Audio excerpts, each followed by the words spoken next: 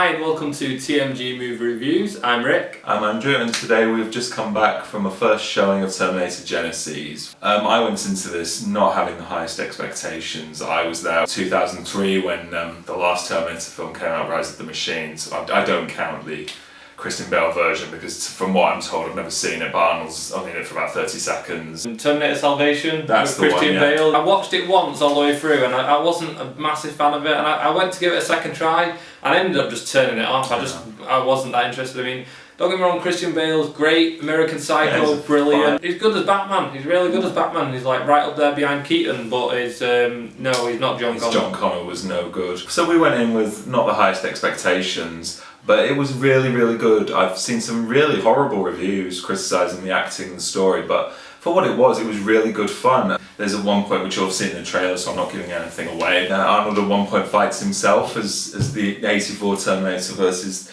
the new Terminator. That was kind of weird. It was kind of cool to see that, wasn't it, I thought? It was really good CGI. I mean, like, to make sort of, that really just looked like that was ripped from the first film, and it wasn't. I mean, a lot of the shots were just completely recreated. I mean, the first half an hour of this movie is like a mix of Terminator 1 and 2, and if you're a fan of Terminator 1 and 2, I think you're going to sort of really enjoy it, especially the first half an hour of the movie, because it sort of delves into them and it's like a greatest hits sort of thing. Yeah. And it gives sort of moments that you don't get to see in the original, like Arnold in the future going up and getting sent back in time to where we first see him in the 1984 film, where he's in the iconic position. Things like that I really liked. I think they were some of the best bits of the movie, and I really like just sort of recreating them scenes with the new characters. There's details when they recreate 1984 that aren't matching the breed of dog that walks down the alleyway. It's not the same breed of dog. There's sort of subtle differences between the original and this one, but nothing, like, it definitely feels so familiar that it sort of takes you back to it. And even like there's sort of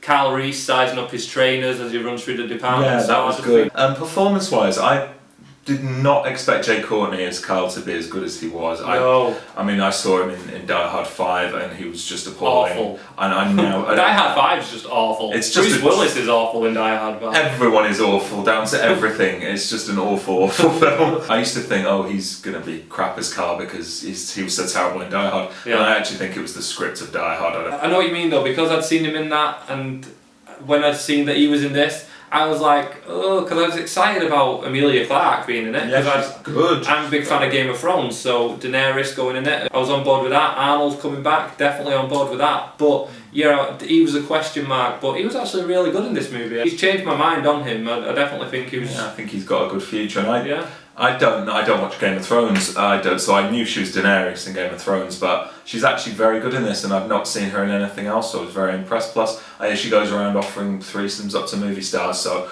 I think you've got to like a girl who can do that. You get my thumbs up, Emilia. So yeah, very good. It's not Oscar-worthy performances, but very good performances for a genre film. And Arnold really seems to have upped his game since. Oh, he looks all in this movie. He does look. I said to Rick actually before, I think in the third Terminator, Rise of the Machines, I think he was going through the motions, talk to the hand. But in this one, he really seems energized. He's really at the top of his game. Right, so let's rank it. Right, you've got Terminator 1 and 2. Maybe we'll have a difference of opinion on this one. I say Terminator 2, then 1. It's got to be 1 and then 2. And where does this rank then? With including 3 and Salvation. Well, I haven't seen Salvation, so I knocked off, but Terminator 3 doesn't even come into it. It's basically 1, 2, and 5. Right, so for me, it's 2, 1, and this. Yeah, he's back and he's in sort of great form. I mean, yeah, he's older. Like, you're not going to deny that fact. He looks like an old Terminator. They explain that in the story.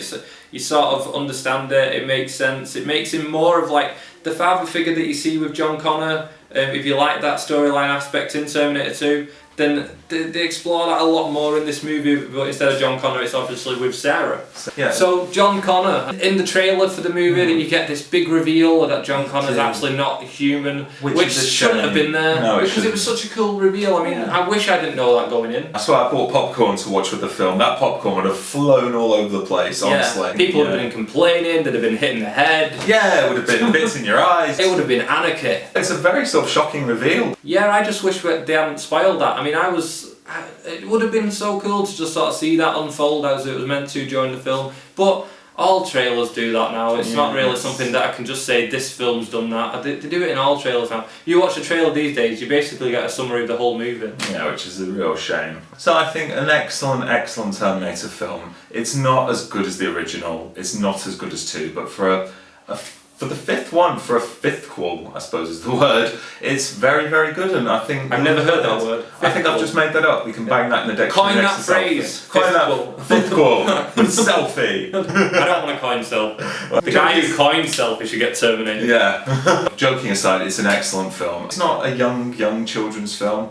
but it's a fun nostalgia trip for those of us who are old enough to remember the originals, and I think if you're coming to the Terminator for the first time, it's a good way to go. So I'd give this a 4, really enjoyed it, very impressed, very good acting, far better than I thought it would be, and I'd definitely recommend it for any Terminator fans out there. Yeah, if you're a Terminator fan, I mean, I'm not going to say that you're going to love this movie, because you might not. I think once you get past that first 30-minute mark, then it's really just whether you start to enjoy the new story. But I think even if you don't like the rest of the story, I still think you'll really like that first 30 minutes with all them sort of callbacks to the first 2 movies. I did enjoy the rest of the movie, I did like where the story went. So for me, yeah, it's a 4 as well. What I will say is, if you're going into this movie sort of like expecting to see a masterpiece like Terminator 1 or 2, you're going to be let down. Yeah, it's not but so much. if you go into this movie sort of with an open mind and just as a fan of the series, I think you'll like it. It's a good movie and I think you will enjoy it. Don't forget to like this video if you like the review, click subscribe for our future reviews. Until next time, thanks for watching.